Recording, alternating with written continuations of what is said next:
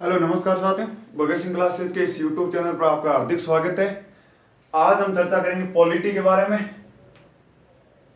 और पॉलिटी में पीछे कुछ क्लासें हो चुकी थी। आर्टिकल 123 अनुच्छेद 123 तक हमने चर्चा कर चुके थे। अनुच्छेद 123 में था राष्ट्रपति द्वारा अध्यादेश जारी करने की शक्ति, वहां तक हमने चर्चा कर ली थी। आज हम चर्चा करेंगे 124 से शुरू हो जाता है, फिर सुप्रीम कोर्ट। क्या शुरू हो जाता है? Supreme court. तो आज हम चर्चा करेंगे सुप्रीम कोर्ट की। तो सबसे पहले शुरू करते हैं। शुरू कहां से होता है? तो आर्टिकल 124 से। अनुच्छेद 124 में फिर है क्या?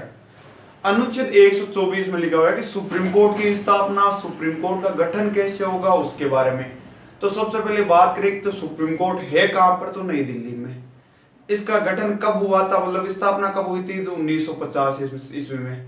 जो नई दिल्ली वाला है उसकी 1950 ईस्वी में। उससे पहले हो चुकी थी वो मद्रास हाईकोर्ट, बम्बई हाईकोर्ट की स्थापना हो चुकी थी। लेकिन दिल्ली में जो वर्तमान में सुप्रीम कोर्ट है उसकी स्थापना 1950 ईस्वी में हुई। फिर बात आती है कि इसमें कितने जज होते हैं। तो जजों की चर्चा करें तो इसमें जजों का बेच होता है 33+1, यानी 33 अन्य न्यायाधीश और एक होता है जो chief justice of India CJI। तो टोटल यदि पूछ ले कि सुप्रीम कोर्ट में कितने न्यायाधीश होते हैं, तो सुप्रीम कोर्ट में 34 जज होते हैं। 33 अन्य न्यायाधीश होते हैं और एक मुख्य न्यायाधीश होता है। उसके बाद में यदि आपको इससे आगे क्वेश्चन पूछे तो जजों की योग्यता भी पूछ सकता है कि सुप्रीम कोर्ट के जज बनने की योग्यता क्या होगी।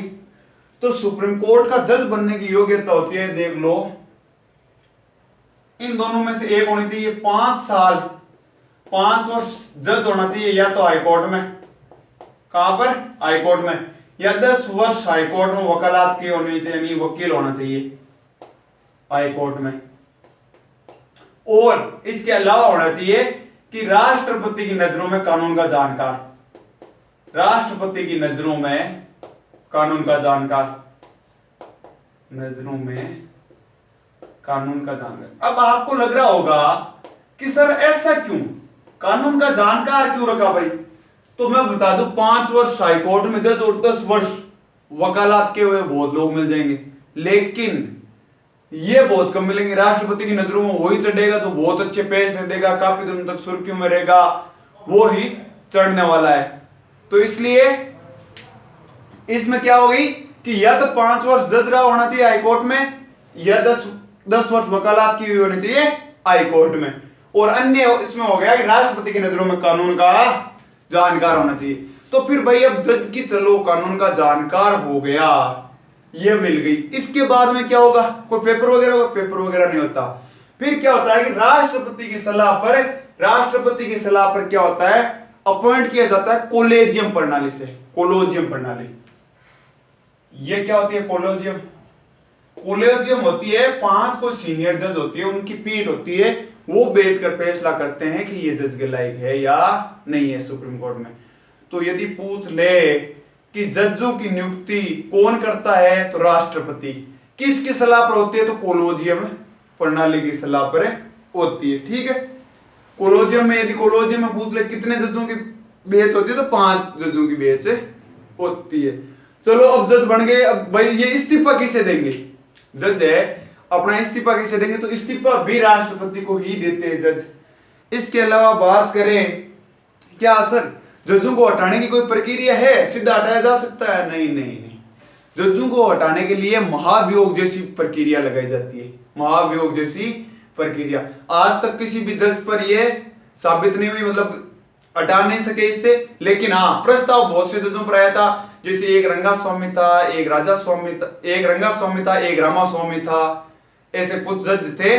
दीपक मिश्रा थे, 45 में थे शायद, उन पे भी ये आया था महाभियोग, मतलब प्रस्ताव गया था राष्ट्रपति के पास, पारित एक पर भी नहीं हो पाया, आज तक रिकॉर्ड है हमारे सुप्रीम कोर्ट। अब आपके मन में आते होगी सर कि महाभियोग जैसी प्रक्रिया सुप्रीम कोर्ट के जजों को उठाने के लिए क्यों लगाई गई भाई? तो इसमें क्या होता है, देखो, इसलिए लगाई गई। अब राष्ट्रपति पर महाभियोग की प्रक्रिया होती है, तो उसको यदि भाई सीधा जज को सीधा फाइनली ऐसे हटा देंगे नॉर्मली, या पॉलिटिक्स के दबाव से हटाया जाएगा, तो फिर जज क्या होगा? एकदम स्वतंत्रतापूर्वक फैसलों का स्वतंत्रतापूर्वक निर्णय नहीं दे पाएगा। इसलिए क्या किया, हमारे जो संविधान निर्माता थे, संविधान निर्माताओं ने क्या किया, इसके लिए कोलिजियम जैसी प्रणाली से भाई उन्होंने बताया कि इसके लिए महाभियोग जैसी प्रक्रिया लगाकर ये आप हटा पाओगे।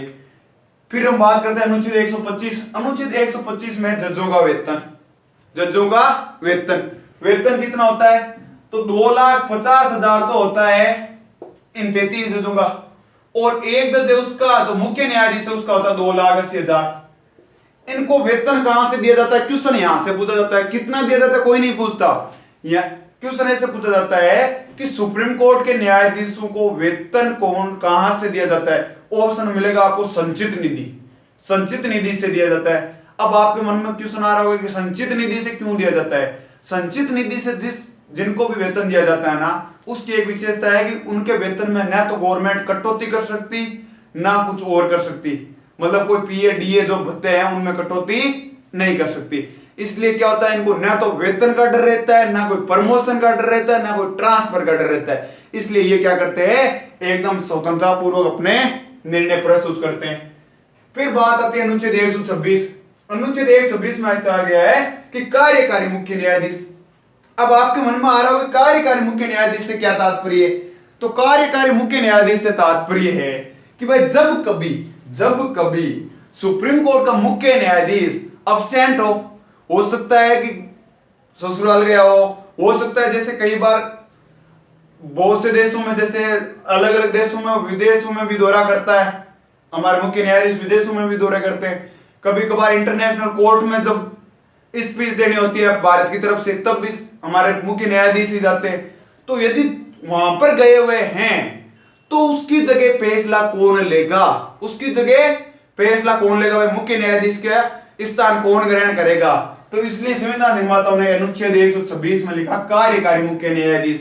कार्यकारी मुख्य न्यायाधीश जो इनमें 33 अन्य जज थे, इनमें से कोई एक लिखा था इसे सीनियरिटी के हिसाब से, लेकिन कोई एक जज क्या होगा, मुख्य न्यायाधीश का स्थान लेगा। और एक बात और, मुख्य न्यायाधीश का स्थान तो लेगा वो लेगा ही, मुख्य न्यायाधीश जितनी शक्तियों का यूज करता था, जितनी पावर मुख्य न्यायाधीश के पास होती थी, उतनी की उतनी पावर किसके पास होगी, कार्यकारी मुख्य न्यायाधीश के पास। यानी कुल मिला के बात कहूं, यदि 1 महीने के लिए विदेश दौरे पर गए हुए हैं हमारे चीफ जस्टिस ऑफ इंडिया, अभी कौन है, एनवी रमन्ना, तो वो क्या दौरे पर गए हो, तो पीछे से यदि किसी व्यक्ति को, किसी अन्य जज को 1 महीने के लिए यदि मुख्य न्यायाधीश बनाया तो उसका वेतन भी 1 महीने का वेतन भी 2,80,000 के हिसाब से ही आएगा।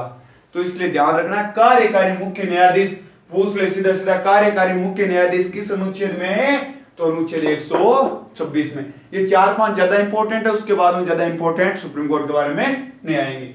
फिर आता है अनुच्छेद 127 में, कहता है तदर्थ न्यायाधीश यानी एडहॉक जज, तदर्थ न्यायाधीश या एडहॉक जज। इससे क्या तात्पर्य भाई, एडहॉक जज से सपोज दैट कल ही थी, क्या कहते आकातीज कल ही थी शायद, आकातीज को ब्याह हुए थे बहुत ज्यादा, हो सकता है सुप्रीम कोर्ट में 33 जज है, 33 जजों में से 6-7 के बेटे को पढ़ाना हो, 6-7 जज ऐसे थे जिनके बेटे और बेटियों की शादी हुई, तो पीछे कितने भी 22-23 जजेस सपोज प्रेजेंट है। अब कोर्ट में ये तो बात है नहीं कि 100 ऐसा केस कम हो जैसी, भाई ब्याह शादियां है तो ये तो इसका मतलब ये तो है नहीं कि कोर्ट में वो मामले अपने आप फ्री होते रहेंगे, वो तो होते नहीं रहेंगे। तो यदि 23 जज है तो कोर्ट की जो प्रक्रिया उसको सुचारू रूप से चलाने के लिए 10 जज की और जरूरत है, 10 जज की और जरूरत है। तो करें क्या, तो संविधान निर्माताओं ने अनुच्छेद 127 में लिखा कि आप एक काम कीजिए, भाई देखो इनको रोक भी नहीं सकते, जजों को छुट्टी लेने से रोक भी नहीं सकते। क्यों नहीं रोक सकते, सपोज दैट छुट्टी नहीं दी, गुस्से में आए और गुस्से में आकर बैठे और उनके सामने केस आ गया कि कोई लड़का और लड़की भाग कर गए, कह रहे दोनों को फांसी पर लटका दो। गुस्सा कहीं और का था कि छुट्टी नहीं देने पर था, और कहते उन दोनों को कहते फांसी पर लटका दो इनको, चलो फांसी पर लटका दो, तो ऐसा कर सकते। तो इसलिए इनको छुट्टी से भी नहीं रोक सकते, इनका वेतन भी कम नहीं कर सकते। इसीलिए तो स्वतंत्रता पूर्वक निर्णय आते हैं सुप्रीम कोर्ट के। आप देखोगे कभी, वो देखना निर्भया कांड, निर्भया केस है ना, 700 पेज, 700 कुछ पेज थे, उतना बड़ा निर्णय आया था वो, मतलब इतनी बड़ी कॉपी नहीं होती, आज तक मेहनत यूज की नहीं। एक पॉलिटी की बुक जरूर है लक्ष्मीकांत की, उतना बड़ा निर्णय आया था 700 पेज का। तो इसलिए होता क्या है कि इसमें वकीलों जजों की जरूरत होती है। तो यदि यहां से 10 जज छुट्टी पर गए हुए तो जजों की कमी हो गई। तो इन्होंने लिखा, संविधान निर्माताओं ने लिखा कि भाई यदि सुप्रीम कोर्ट में जजों की कमी है तो सुप्रीम कोर्ट का chief justice of India, chief है, उसको पता चल जाएगा, मुख्य न्यायाधीश को पता चल जाएगा कि भाई इनको तो क्या कर जाएंगे कि मैं मेरे को छुट्टी चाहिए, तो इनको पता चल जाएगा। तो ये क्या करेगा, राष्ट्रपति को कहेगा कि राष्ट्रपति जी हमारे को कुछ न्यायाधीशों की जरूरत है, ये न्यायाधीश 10 न्यायाधीश है वो छुट्टी पर जा रहे हैं। फिर क्या करेगा राष्ट्रपति, क्या करेगा, देखो इनका क्या सिस्टम रहता है भाई। तदर्थ न्यायाधीश से ऊपर वाला क्लिक कर देते हैं। देखो अभी बात करते हैं। तो सुप्रीम कोर्ट से सबसे पहले पता किसको चलेगा कि भाई छुट्टी पर है, तो चीफ जस्टिस ऑफ इंडिया को। सीजीआई क्या करेगा, राष्ट्रपति को कहेगा, राष्ट्रपति को कहेगा कि भाई 10 जजों की छुट्टी ले ली 1 महीने की, अब करे भी करे क्या। तो राष्ट्रपति क्या करेगा, राष्ट्रपति को कहेगा कि यार किसी भी हाई कोर्ट से कुछ दिनों के लिए कार्यकारी आप जज ले आओ ना यार।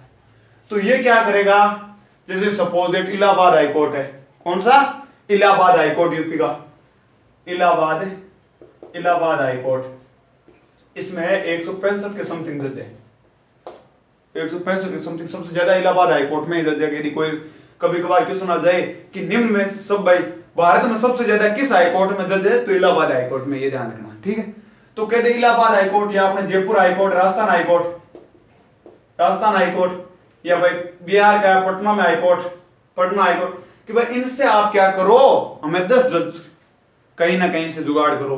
तो ये क्या गया, राष्ट्रपति क्या गया, इलाहाबाद हाई कोर्ट का जो chief high court of justice है, chief high court of justice, जैसे भाई अपना सुप्रीम कोर्ट का था मुख्य न्यायाधीश, उसी प्रकार हाई कोर्ट का जो मुख्य न्यायाधीश है उससे बात करेगा, कहेगा कि हमें 10 जज चाहिए।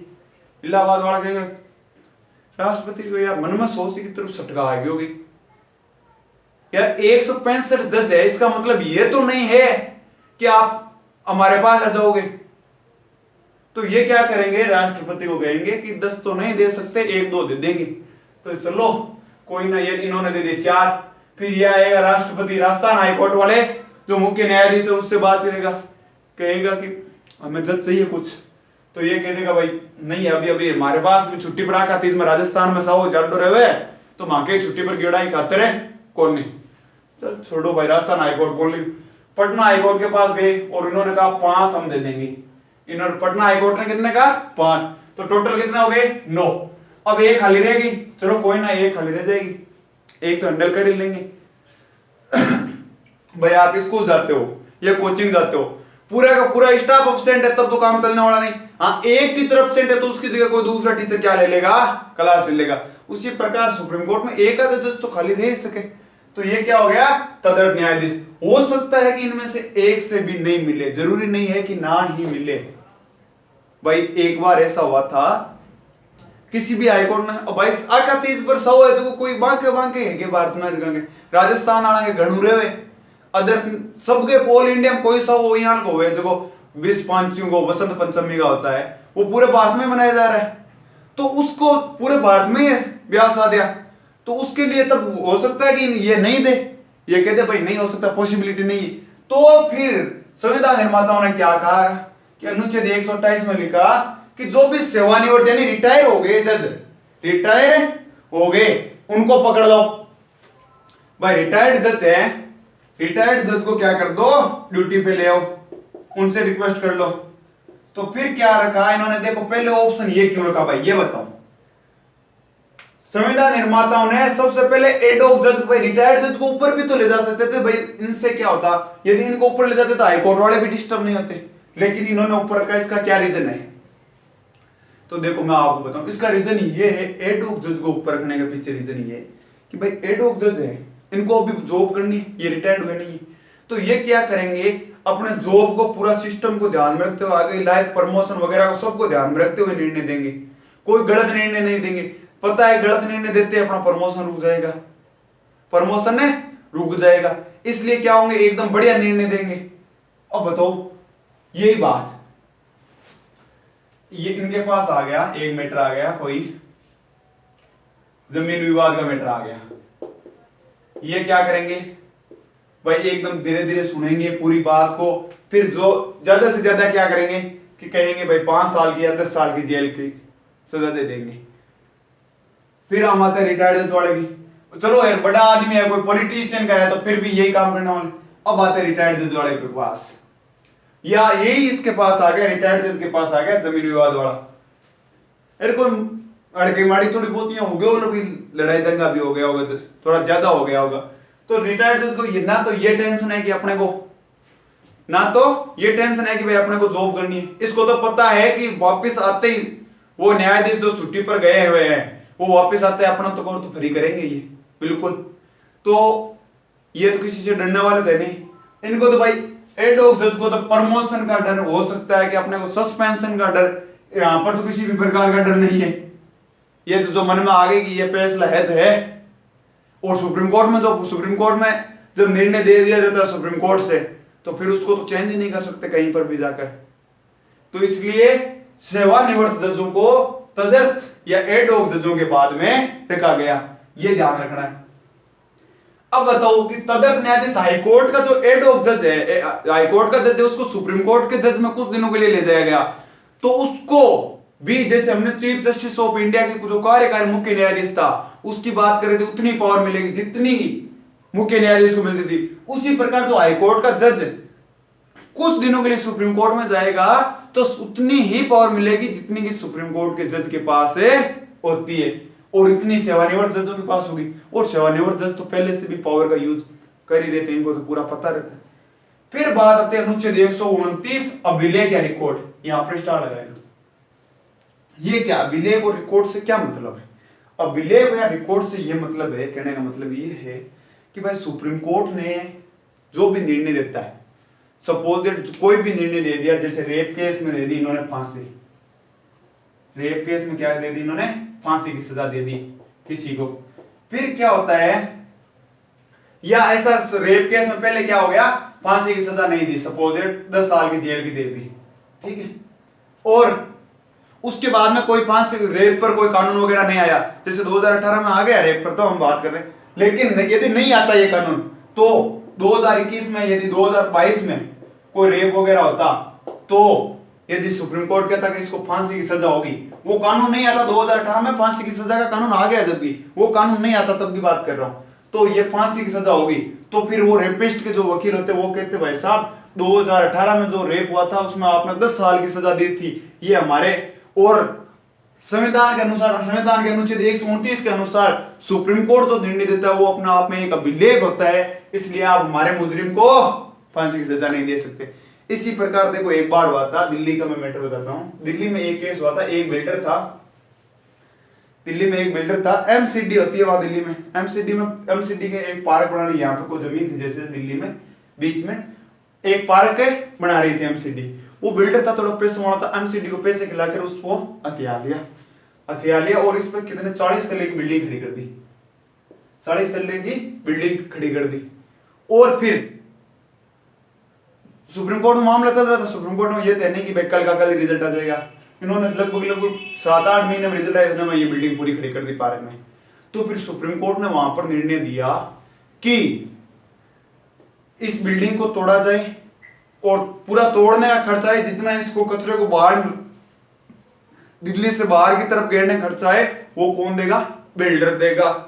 तो अब कभी कभी लगता है कि यार सुप्रीम कोर्ट ने ऐसा फैसला क्यों दिया, ये पार्क तो कहीं और ही बनवा सकते थे, लेकिन सुप्रीम कोर्ट के उस टाइम जज हुआ करते थे, जज ने कहा कि भाई मैं यदि ये फैसला देता तो कल को एमसीडी को पैसे खिलाकर या दिल्ली बिना एमसीडी को पैसे खिलाए बहुत से बिल्डर क्या कर लेते, दिल्ली के पार्कों पर अवैध कब्जा कर लेते, बिल्डिंगें खड़ी कर लेते और कहते कि जज साहब आपने 2018 में ये फैसला दिया था कि आपने कहा था कि आप उससे बड़ा पार्क बनवा दीजिए।